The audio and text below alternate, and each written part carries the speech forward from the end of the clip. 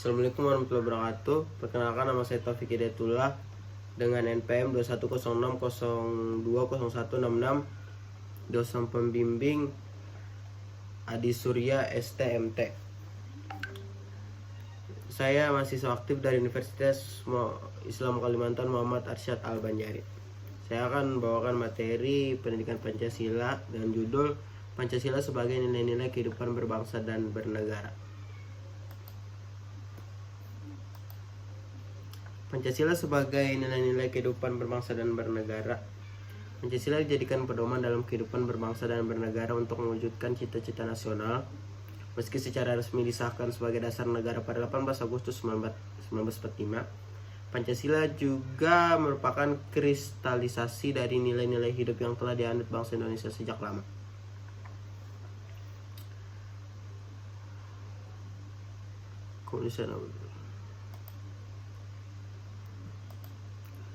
Nilai luhur sila ketuhanan yang Maha Esa.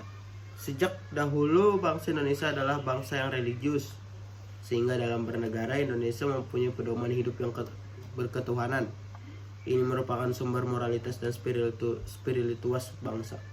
Nilai-nilai luhur yang terkandung dalam sila pertama Pancasila adalah yaitu keyakinan terhadap adanya Tuhan yang Maha Esa dengan sifat-sifatnya yang maha sempurna, ketakwaan terhadap Tuhan yang Maha Esa dengan cara menjalankan semua perintahnya dan menjauhi segala larangannya, kayak lirik lagu. Saling menghormati dan toleransi antara pemeluk agama yang berbeda-beda, kebebasan menjalankan ibadah sesuai dengan agama dan kepercayaan masing-masing. Nilai luhur sila kemanusiaan yang adil dan beradab. Itu yang kedua. Gitu kan? It's okay. Yang kedua adalah nilai luhur sila kemanusiaan yang adil dan beradab.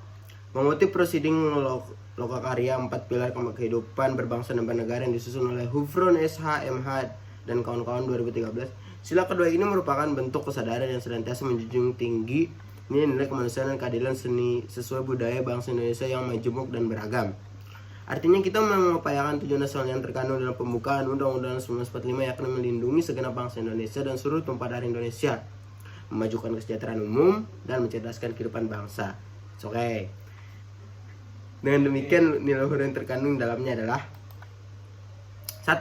Pengakuan terhadap harkat dan martabat manusia. 2.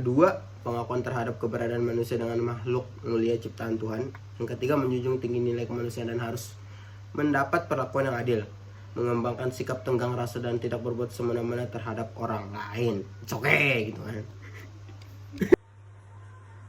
Ya, kita lanjut. Nilai sila persatuan Indonesia, yaitu sila ketiga.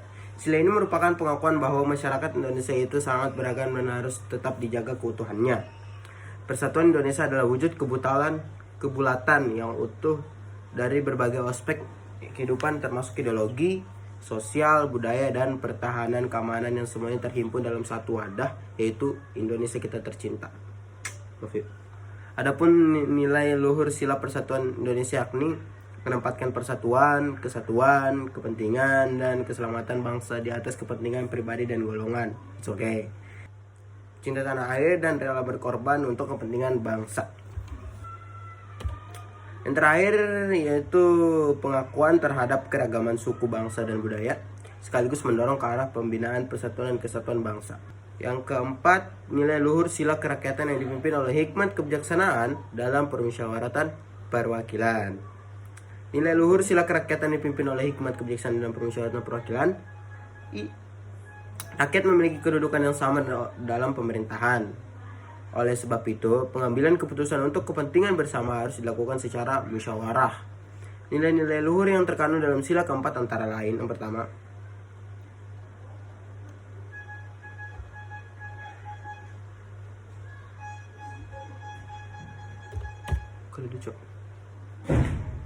sila kelima merupakan cita-cita bangsa Indonesia untuk selalu mengedepankan prinsip-prinsip keadilan dalam mewujudkan suatu masyarakat yang adil dan makmur. Setiap warga negara harus diperlakukan adil tanpa memandang agama, suku, status, dan sosial ekonominya. Nilai-nilai luhur Pancasila yang terkandung dalam sila kelima yakni 1. Mewujudkan keadilan dalam kehidupan bermasyarakat dan bernegara. meliputi bidang ideologi, politik, ekonomi, sosial, kebudayaan, dan pertahanan keamanan nasional. Keseimbangan antara hak dan kewajiban serta menghormati hak-hak orang lain, bersikap adil dan gemar menolong orang lain.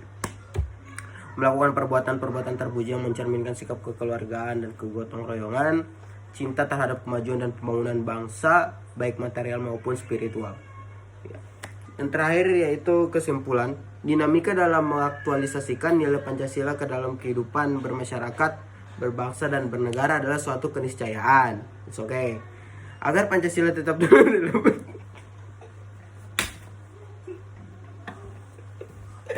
Asyik aku cak. Gak jadi ribut dulu gak. Yang terakhir yaitu kesimpulan, dinamika dalam mengaktualisasikan nilai Pancasila ke dalam kehidupan bermasyarakat, berbangsa, dan bernegara adalah suatu keniscayaan. Agar Pancasila tetap selalu relevan dalam fungsinya memberikan pedoman bagi pengambilan kebijaksanaan dan pemecahan masalah dalam kehidupan berbangsa dan bernegara, agar loyalitas warga negara masyarakat dan warga negara terhadap Pancasila tetap tinggi. Di lain pihak, apatisme dan resistensi terhadap Pancasila bisa diminimalisir.